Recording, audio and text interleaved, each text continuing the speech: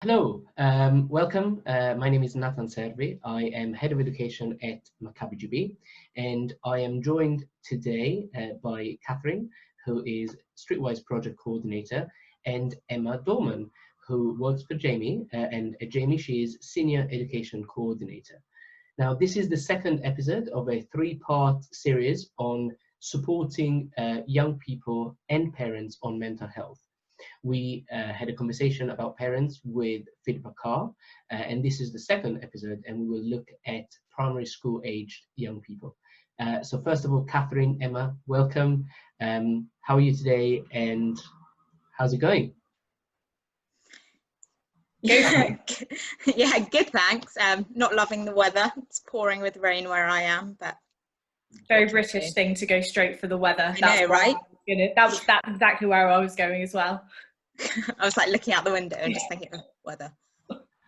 So thank you for joining us. I think all of our work in slightly different ways has completely changed over the period of lockdown, and actually we're looking now at coming out of lockdown. We have some primary school children in years reception 1 and 6 who may be back at school. Some schools are open, some schools are not open. We're looking at another 4 weeks of school at this point. We're then looking at 6 weeks of summer, and we're looking also at September with a lot of uncertainty as to what primary schools would look like. Catherine, tell us a little bit about what Streetwise has been doing over the last period and what kind of provision we've created for young people and their parents. Yeah, so of course we're going to have to exist online for a little while. So what we've been doing is creating content such as quizzes and articles and games and videos as well, to make sure that children and, well, young people in general and parents, teachers are still engaged with Streetwise in terms of our sessions. So one of the big pieces are making sure that year sixes have the tools to transition to secondary school safely, and loads of other things that we've been doing as well. Thank you. And Emma, we know that Jamie's work has changed quite dramatically over the lockdown period. How has your work as Senior Education Coordinator changed, and what have you been doing? Yeah, thank you. Again, like Catherine says, we're in education, so we run training and sessions and workshops, and we've had to move them all online. I think the biggest challenge has been to keep them interactive. That's very much how we like to work, getting people involved in discussions and activities. So we've kind of managed to move that all online and quite successfully, developing some new programs as well to be specific to the challenges around COVID. So, for adults, we've been thinking a lot about burnout, that balance of working from home, how you parent and maybe work from home as well, challenges if you've been furloughed. And a lot of these conversations are revolving around self-care as well as the practical things that we can put in place. And then likewise with young people or youth workers, we've done quite a lot of work with, both groups, thinking about what are the challenges right now, what can we do as kids for ourselves, how can we kind of look after ourselves, maybe manage some uncertainty when there's so many questions that no one has the answers to, and things seem to change quite frequently too. But we've been doing a lot of that, whether it's with synagogue communities, professional organisations, youth groups, etc. Great. So Emma, the first thing that I want you to discuss and give advice on is when we did our talk with Philippa, she gave amazing tools for parents to think about their mental health, to take a break when they need to, and how to manage all of that time. And I know that we're yet to do the secondary school talk, but a lot of teenagers that I've seen and talked to over this period are explaining things that they can do and things that they can look at within themselves to cope. But when it comes to children, I'm guessing that they need a lot of guidance. So how early should we really be thinking about young people's mental health?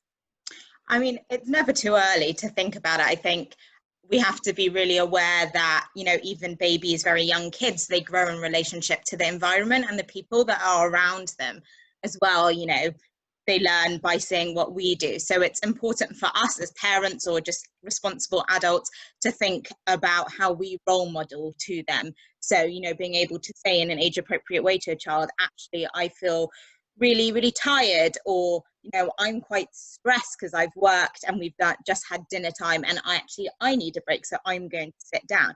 Because by doing that, we teach them that if they feel overwhelmed or if they have an emotion which, you know, like tiredness, that they should go and take that break too. So it's including kids in that conversation, letting them know what we're doing and why we're doing it.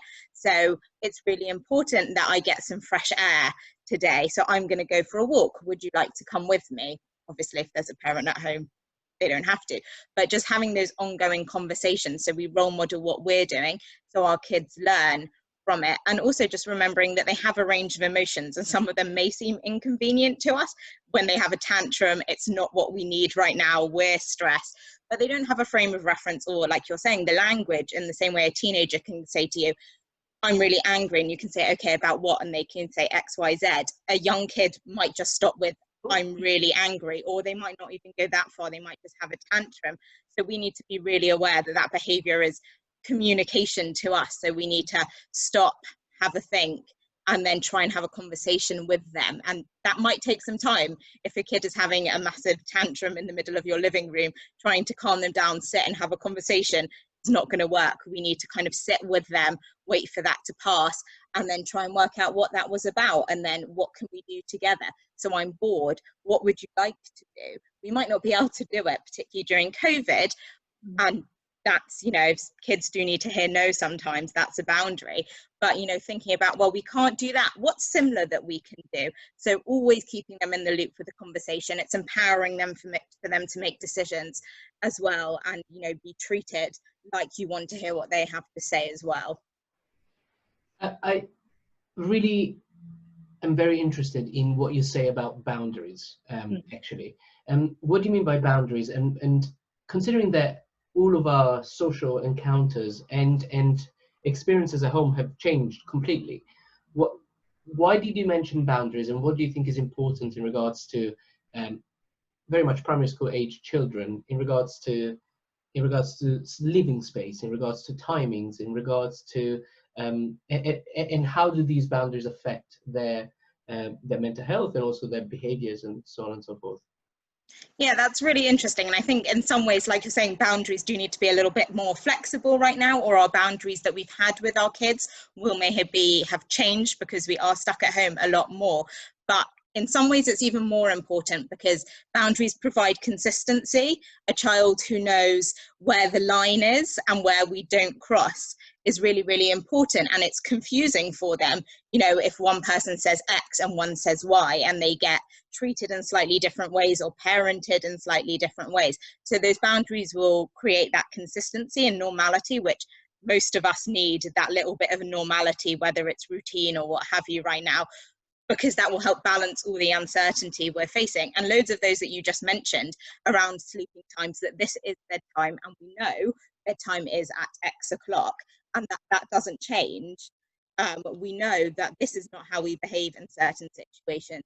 We know that if we don't like dinner, this is the option for dinner, and no parent is going to make you another meal. So keeping those things, their boundaries, and we often don't think of them maybe in the terminology of boundaries, but they're those lines that we need our kids to understand, so they have that consistency, and they kind of, it's a way to learn how the world works as well, I guess. It puts them in their routine, gives them some normality. Great.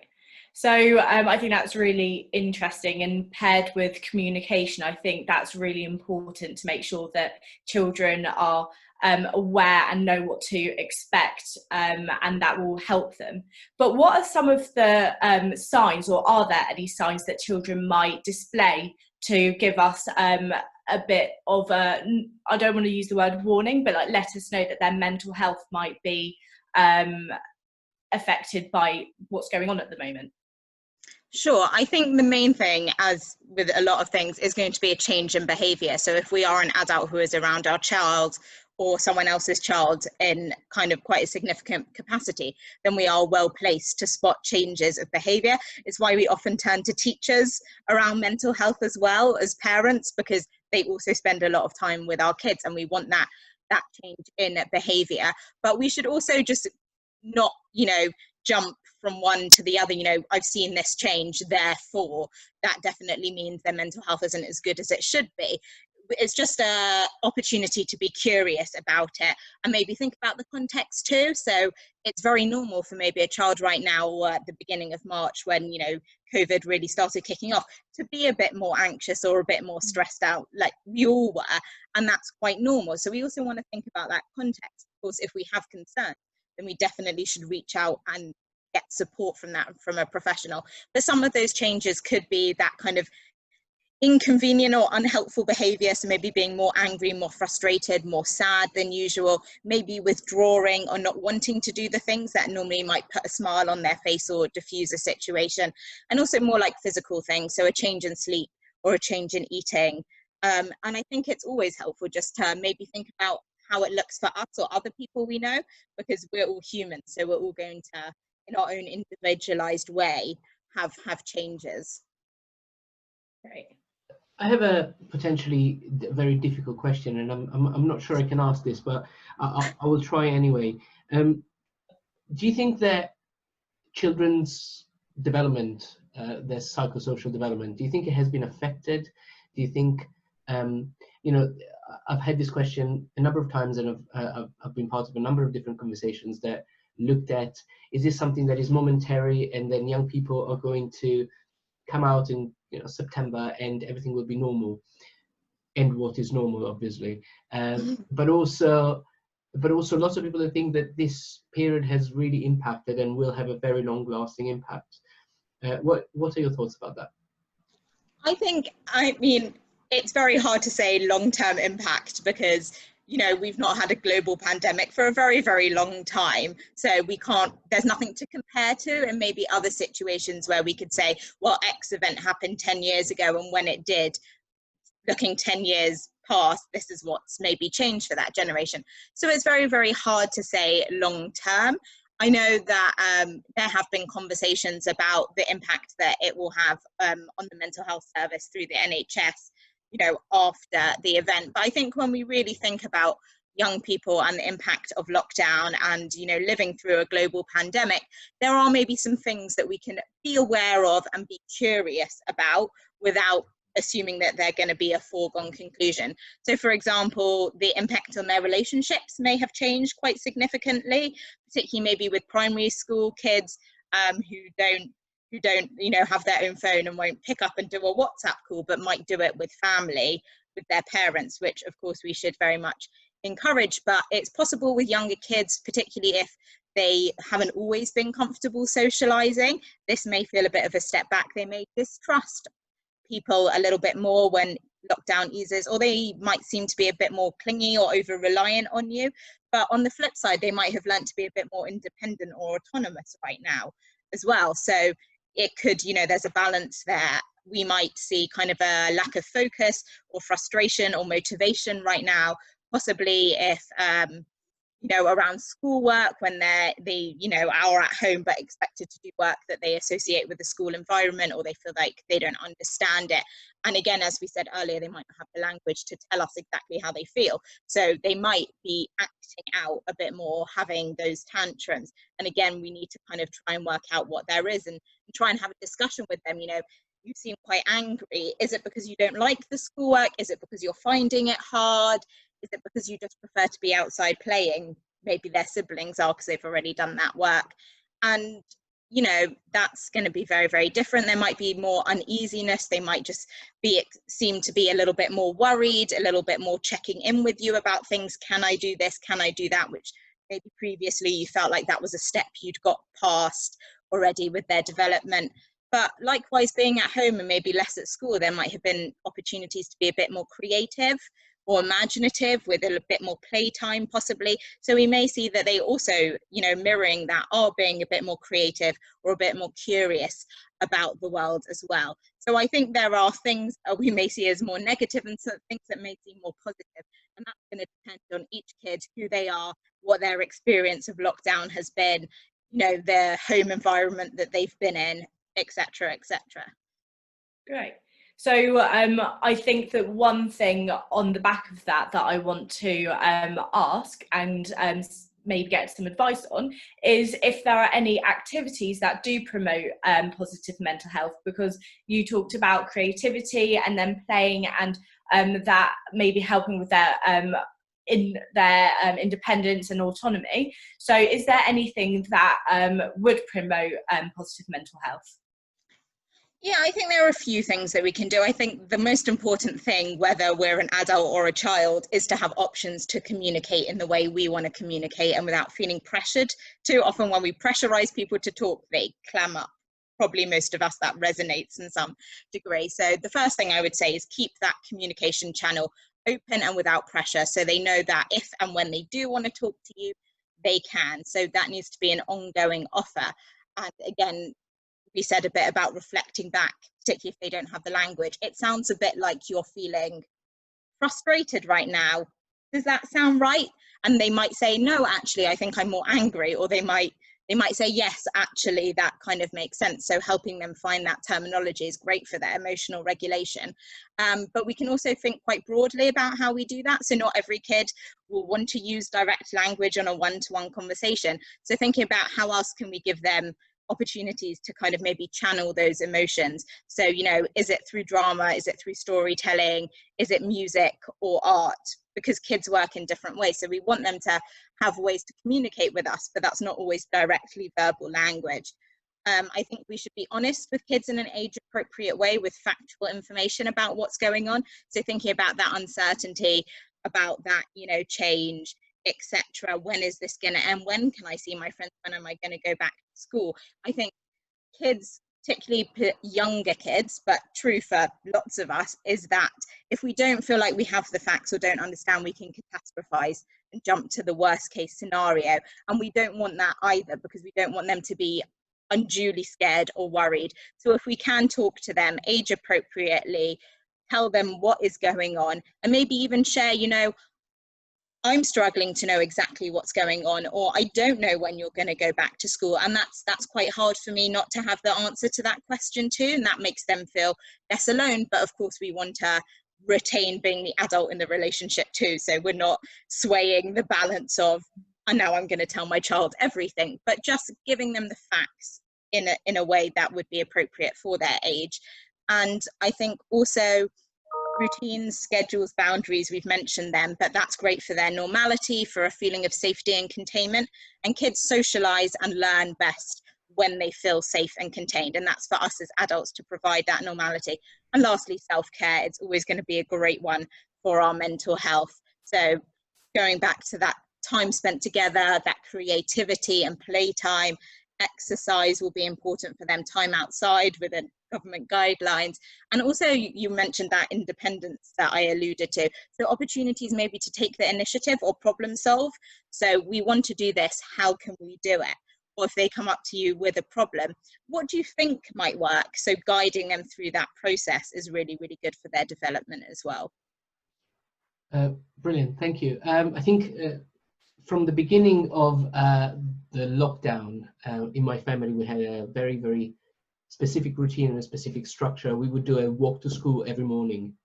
And actually, obviously, we couldn't go to school, but we did go for a very long walk around the block. And actually, really, that set the piece for coming back home, for me to start working and for them to start doing homeschool. And actually, they really supported their ability to come into this routine and actually maintain some level of what is normal life, and how do we continue to operate in a way that is not just sitting in bed all day.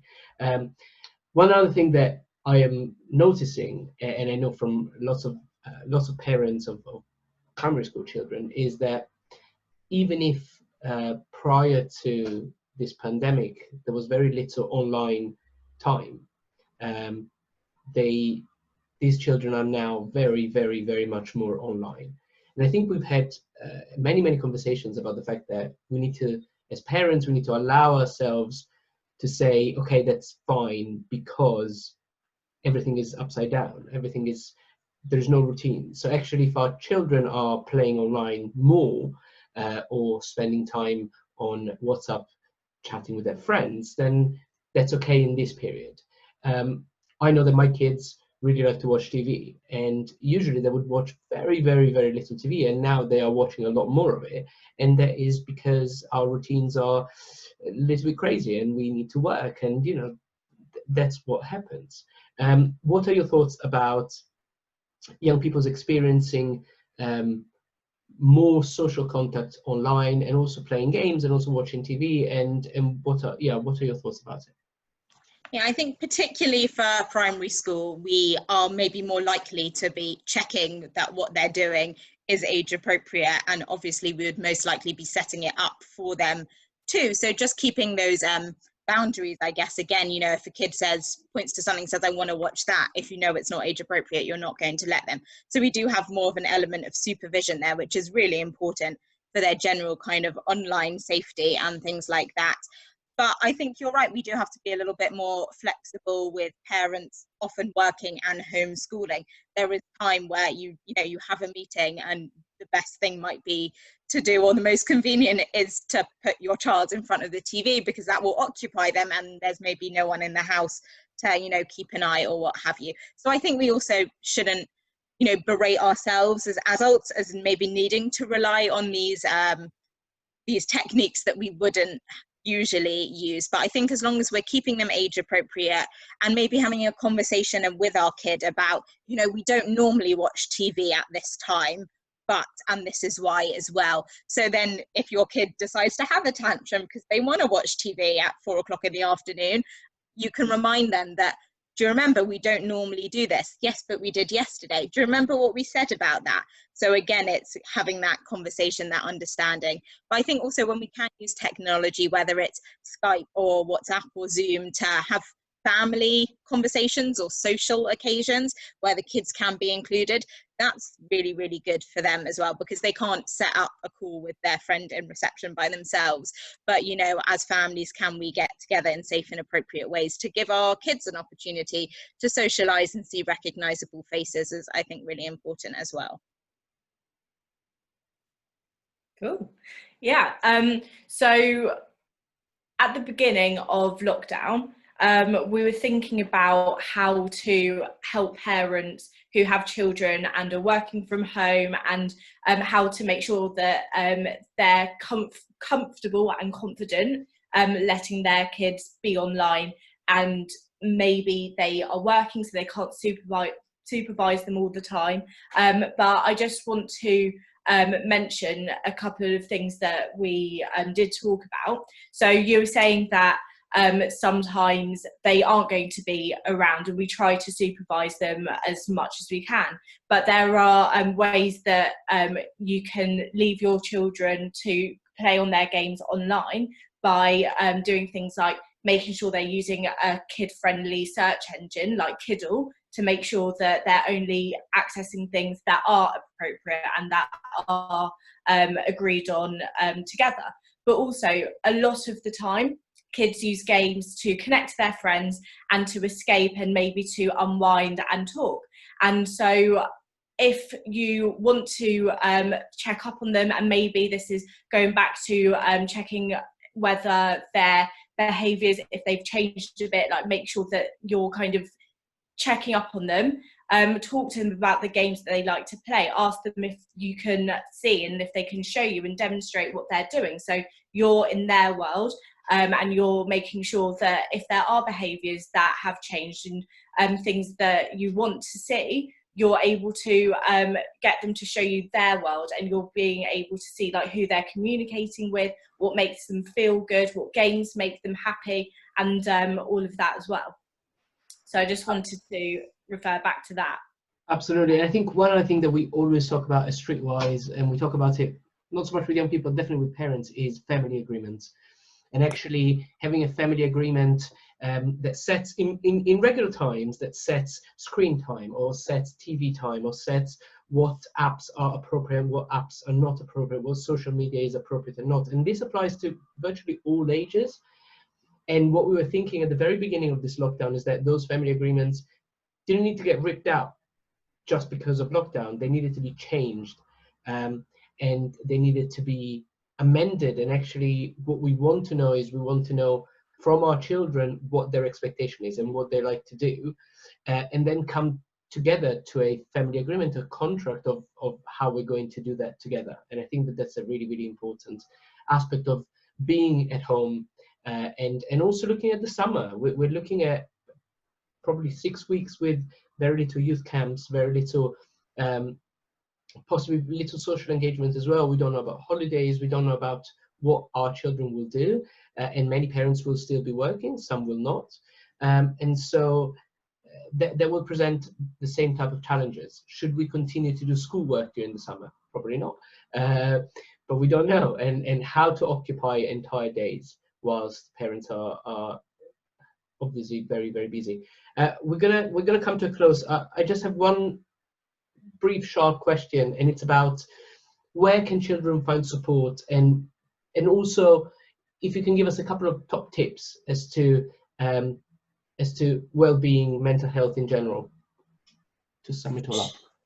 Sure. I think with primary school, we have to be very, very aware of the kind of limitations maybe on them reaching out for support. So whether it is the language they use and how they explain themselves or communicate to us versus their own ability to access support maybe online or call a helpline in a way that maybe a teenager or adult might. So I think we very much do need to think about the adults in their lives and their resources for support. So we mentioned before about keeping the communication channels open with the adults in the home, but also remembering that it's possible that your kid may want to talk to you as the parent or one of your parents, but it may be that they are used to talking to a grandparent about things maybe, or even an older sibling. So thinking quite broadly about who those trusted adults could be and having that offer. And it's possible that they may not want to talk to us, or they may not want to talk to us right now as well.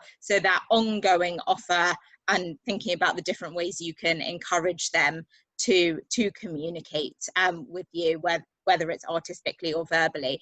I think we should also think about the role of teachers.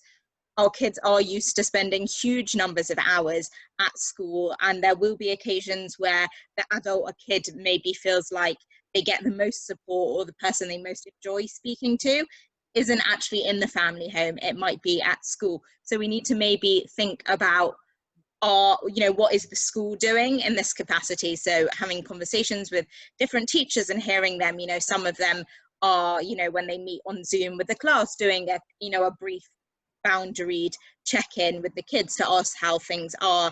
Some might be doing one-to-ones, or if they're local, what have you. So also just considering the relationship that your kids maybe have had with teachers, and if you are concerned about your kid and you haven't been able to get them maybe to open up, but your gut still tells you that there's something there, maybe speaking to the teachers. Have you noticed anything when they are doing, online classes or what have you?